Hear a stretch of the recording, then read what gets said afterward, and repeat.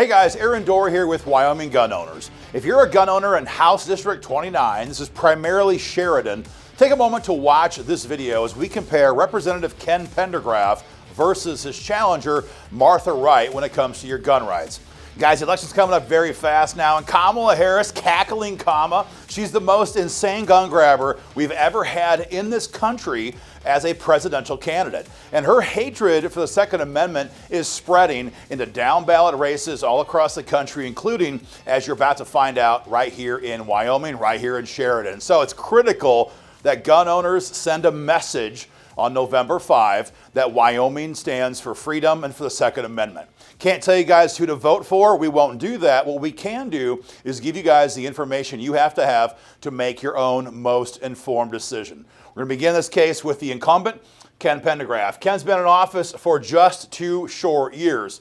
But in that time, he has fought hard to defend your right to keep and bear arms. A couple 4 or 5 things for you. Number one, this session, Ken Pendergraft was a leading supporter of WIGO's House Bill 125. This is our effort to get rid of deadly gun-free zones in Wyoming once and for all. We passed this way back in 2017 with now Senator Bo Biteman. At that time, Governor Meade vetoed the bill. This year we have a different torch carrier, but it's the same agenda, it's the same bill. It's about making Wyoming safer. Ken Pendergraft agrees. He was a yes vote on that bill. As you'll hear in a moment, it was also vetoed, this time by Mark Gordon. More on that in a minute. Number 2, Ken was a yes vote on Senate File 109. This was WIGO's bill, it's now law here in the state, that bans red flag gun seizures altogether. Red flag laws are terrible, everyone knows that. Someone says you're dangerous, cops go to the judge signs the order, your guns are gone with no charges ever even filed against you. We've ended that here in Wyoming. There has to be a felony conviction or other due process situations protected before your guns can be taken away. Ken agrees. He was a leading supporter of Senate File 109. Now, when Governor Gordon vetoed House Bill 125, the only way to override that veto after the legislature is adjourned for the year, which is what happened in this case, is to vote for a special session. You have to have half plus 1 in the House, half plus 1 in the Senate to reconvene. We were short, did not have enough votes for that. That was a tough vote for some people to take, but not for Ken. Ken was an absolute yes on the call for a special session to override Mark Gordon's veto on House Bill 125. And perhaps more important than anything else is the amendments. You see, it's pretty easy, even for anti-gun Republicans or some of the centrist Democrats, if we have any of those left here, to vote yes on a bill on final passage if they've done real damage to it with the amendments. So here in Cheyenne, the real fight often is the amendments, either in committee or on the floor. And let me tell you, we had nonstop, hand-to-hand political combat, the way it seemed, over amendments to destroy both of these bills. Ken was right there for the entire fight, and especially on Senate File 109, he stood tall and fought for gun owners, fought against all the harmful amendments, and he preserved the integrity of those bills. And guys, if you haven't yet met him, Ken Pendergraft, above everything else, the guy's a big softie, he's a big teddy bear, he's the nicest guy you'll probably meet in Sheridan today. That's the recap on Ken Pendergraft. Now, his opponent is pretty much just the exact opposite, right? Martha Wright, Democrat nominee, supports the entire Kamala Harris, and now I'm going to add into this, she also supports the Wyoming Democratic Party platform position on gun control. Remember how I said Kamala Harris's hatred for gun rights is spreading? Well, we're seeing that now here. We've never had Democrats as a party in Cheyenne across the state openly talk about things like confiscating AR-15s and expanding the list of gun-free zones and all this crap, but they're doing it now. And so in their party platform, just to be clear. So candidates like Martha Wright, the Democratic nominee, are on board with and support that entire agenda. What things are they publicly calling for? Things like, number 1, gun registration. They want it through universal background checks, or maybe it's a permit to buy guns, but either way, the outcome is the same. They want you and me to be in a central database. And we all know why. These commies want to eventually try to confiscate our guns. And it's a lot easier to do that if you know which people own which guns. Martha Wright supports gun registration. Number 2, they're calling for a total ban on the AR-15.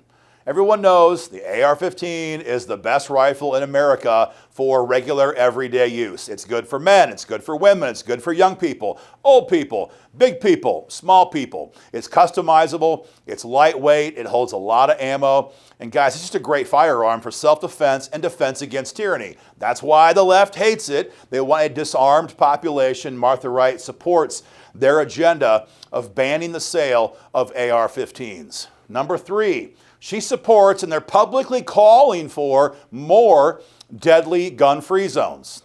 Remember how I said Ken Pendergraft is helping us to get rid of deadly gun-free zones with HB 125? These crazy people want even more areas where you and I are defenseless. And the backdrop on this, it's insane, right?